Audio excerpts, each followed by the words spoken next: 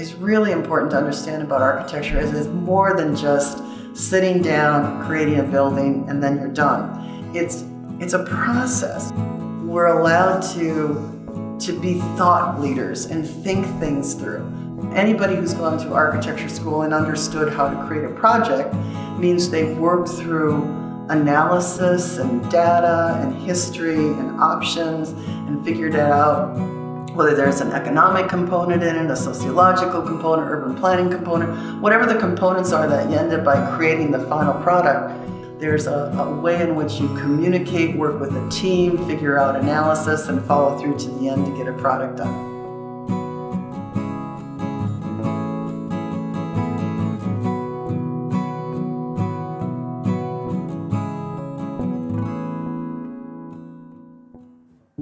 I gravitated to architecture simply because it's sort of like the culmination of everything. It's like art, science, the sociological community aspects. The three of them form a Venn diagram, and that Venn diagram is really where all my interests lie. I used to joke that I was just greedy, that I just wanted to do everything. In climate issues, we used to call it the triple bottom line, which was people, profit, planet. Is really exciting because it combines all those pieces.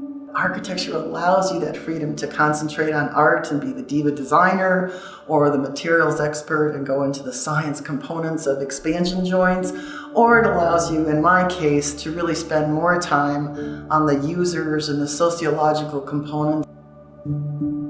Early on, it was really important for me to sort of figure out where I lied with the whole architectural profession because I really was naive. So I ended up by very conscientiously working for a small firm and then a medium firm, and I ended up at a large firm, all of which taught me how projects get built, how different people think, how different teams work, and also it gave me a little exposure to different kinds of clients.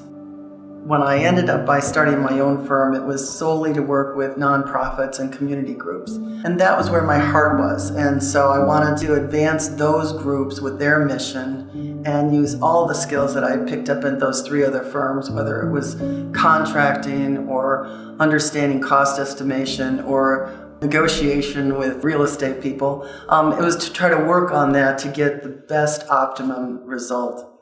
The best part about being a project manager that I learned was just how it allowed me to take all the pieces that I had developed of schedule, cost, and project. And when one was out of sync, the whole thing could be out of sync.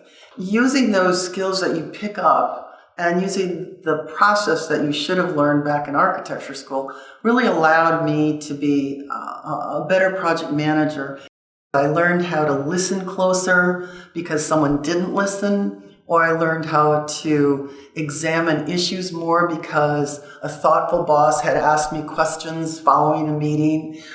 You learn from those that challenge you negatively and those that challenge you positively. And I learned to have a strong backbone to stand up to, whether it was a design issue or a policy issue or a political issue, to articulate and understand what the end goal was. Being a woman was, at that point in time, was being a minority in the field, whether it was at the construction site or in meetings. And it allowed me to then think differently and to ask questions and to be inquisitive where maybe I might not have been if I would have been part of the majority setting. I'm lucky that I got to take advantage of being different.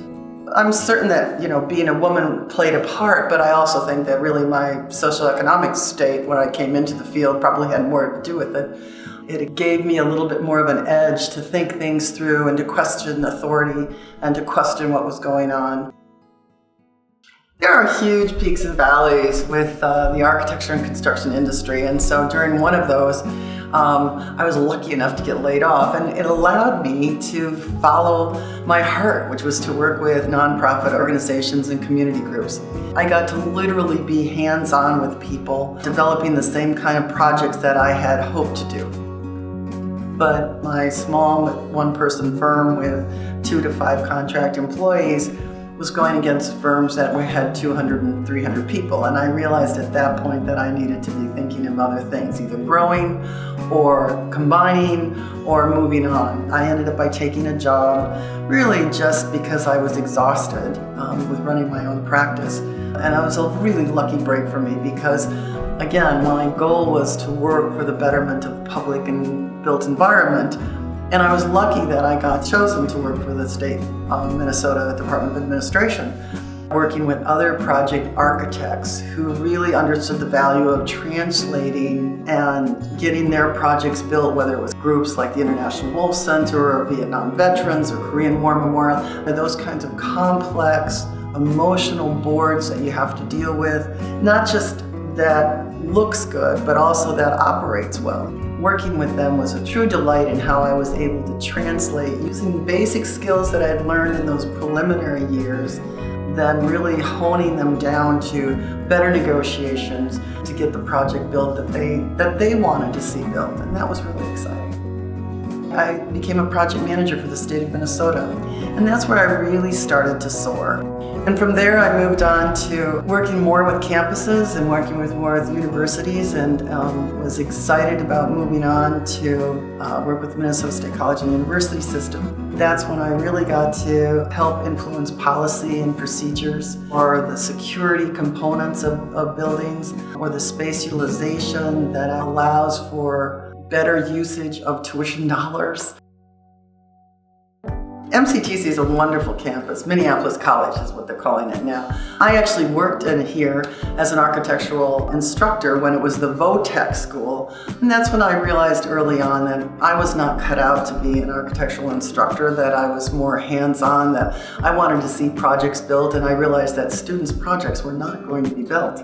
When I was working with the Minnesota State College and Universities, got to see the whole gamut from actual project management to executing and overseeing the master planning of the campus, and then pre-design, and then actually to help getting capital funding for this really unique and delightful campus that serves a huge purpose in educating not just young people, but educating the incumbent worker who wants to change their lives. So there were many projects that I worked on, and I'm just grateful that they were very innovative here in accepting new ideas, trying to always forge different ways of how things look. I'll never forget the one president when we were working on this library building here. He said, I don't want it to look like something in the suburbs. I want it to look like it exploded from Hennepin Avenue. And the architect was just thrilled with it. And of course, so was I, because it allowed them the creativity and the flexibility to really make a stunning atrium.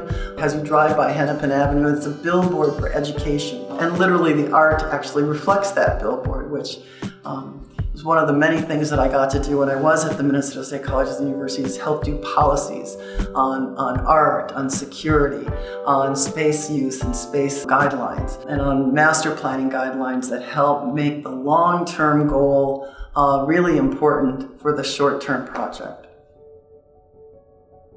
The best advice I give to emerging professionals, I think, is that it's just so important to be registered. And I joke about it, but it's really true. It's like the last indignation that this profession can do for you, because it's yet another series of hoops you have to jump through. But I think they're really important hoops. I don't think you can understand how to build a building unless you understand the schedule that goes into a building. Unless you understand contracting, you can't really work with a contractor and figure out ways of being inventive and clever on a schedule to get a project built. I mean, looking at the end goal, if you haven't done shop drawings on a project, I don't know how you can ever maneuver your way to figuring out how a project can get done. And as mundane and dismal as some of those things might seem to people, I think it's just critical that they should pay attention to that and do that. So I think it's really important to be registered and to use that as an opportunity to learn and embrace all the various things that this great field can offer.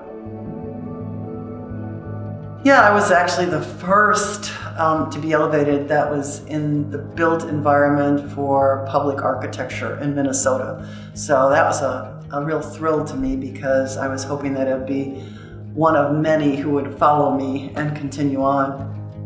I really want to emphasize to those going into the field and those that are in the field that there's great value in being a public architect. There's immense value of taking all the skills that you've learned and to have that be brought into the public realm. Our cities, our states, our nation, our individual school districts, our nonprofits that are building and thinking of building and are recreating spaces for their clients, they need the architect's process. But the reality is you're building more than one building. You're building buildings, you're building communities, you're really influencing the whole entire built environment. Now that I'm at a national level, I'm trying to sort of cross-pollinate from different regions, different things that are going on. People have called and told me from different states that they've read our space guidelines. And I love it when some small college of 400 tells me that they've implemented an issue that a larger campus of 40,000 had done. And I know I'm connecting the dots there. And I'm really hopeful that others will follow us through and see the benefit of being in the public realm and figuring out a way of taking their skills and using them. Because it is a great legacy to work for the public good.